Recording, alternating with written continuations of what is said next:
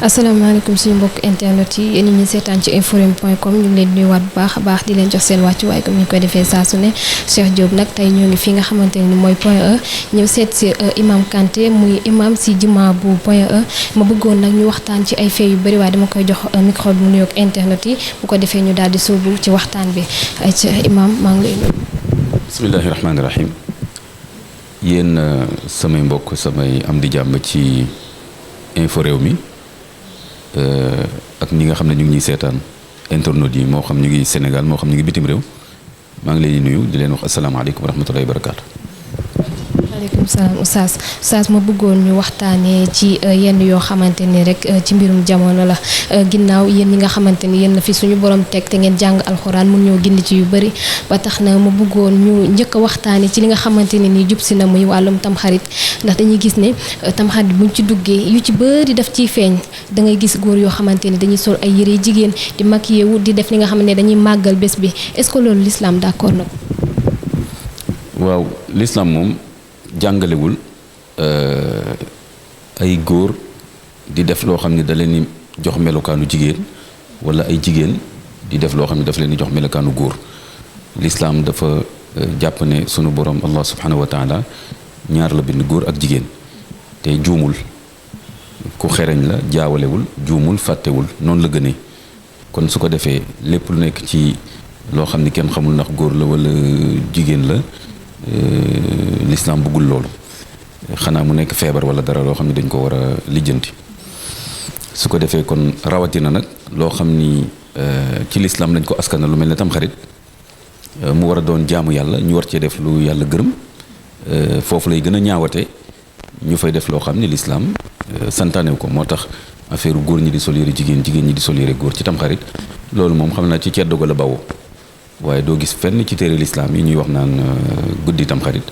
na góor ñi sol yére jigéen ñi sol yére góor xam naa loolu ci ceddo ga la bawoo ñàkkul su ngeen laajee historiens yi ñi gën a xam mbiru cosaanu nit ku ñuul fii ci Sénégal xëy na dinañ leen wax ne am na feet yoo xam ni dañ doon def noonu ñu jël ko nag dugal ko ci biir l'islam du rek loolu am na yeneen yoo xam ne ci wàllu l'islam ba ci ndëpp bi sax ne de këpp la xaw ma këpp bool même loolu voilà même loolu itam sax du cosaan ci l'islam mais xam naa ñàkkul ne sunu maamaat maam yi doon nañ ko def di ci ñaan seen soxla kon rawatina mbirum LGBT bi xew loolu mooy gën a wane ni yéen bi sallallahu alayhi wasallam wax na ci xadis yu bëri bu góor def dara luy tax mu niru jigéen moo xam ci waxin doxin colka noonu tamit jigéen bu mu def dara loo xam ni dafay niru lu góor kon loolu du mën a nekk loo xam ni lu lislaam di gërëm la bu ko ay xale defoon sax ñu yar leen gindi leen ndax jàppee ko fo waaye bu ko ay mukallaf defee nag ci lay gën a doy waar kon nag loolu bokkul ci tamxarit. dañuy faral di gis ni tamit ci bisub tamxarit bi da ngay gis ñuy yenu ay bool di ñaani ji ay ceeb mbaa sax ñu yaluwaani ji est-ce que loolu tamit bokk na ci li nga xamante ni day màggal bi. loolu man bokkuma ci ñi nga xam ni dañ koy dàq araamal ko ndax jàpp ne bokkul ci tamxarit liñ ci xam ci sunna mooy ku ko mën nga woor li ñuy wax taasuwaa juróom-ñeenteel fan ba ci weer muharram mooy weer bi ñu nekk ak fukkeelu fan ba nag ci bopp mooy taasuwaa bu ko defee wut ci ay leget ak di ñaan ak yu mel noonu ay ñam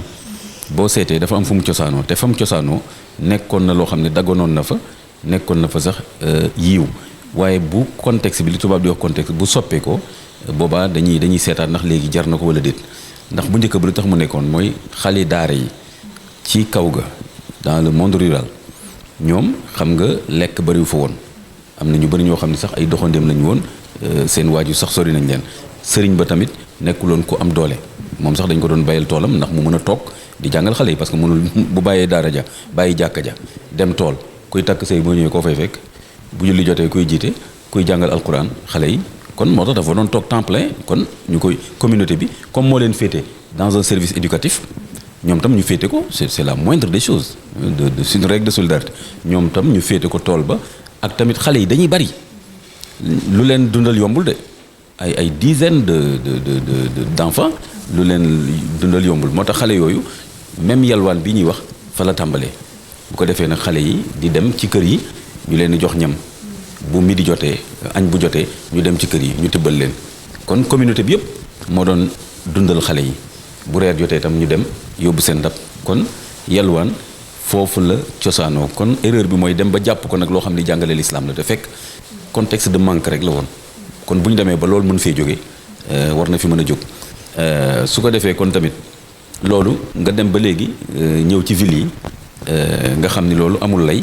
pour que ay magum jëm xiifuñu maruñu dégg nga jël ay ndab di ko tëgg ci guddi gi léeg-léeg sax ñu dugg kër jàmbur sàcc fa dara wala sax ñu tiital waa kër ga wala leen nit feebar tëdd fa ñu dugg fa di yuuxu di pëccëxoo di daw ci mbedd yi loolu lu ñaaw la loolu islam nangu ko waaye nag boo seetee du rek Sénégal de man bu ma nekkee Maroc ni am na benn musulman ak sama benn xarit ay naar ay marocain ñu dem seen kër nekk guddi tam xarit la woon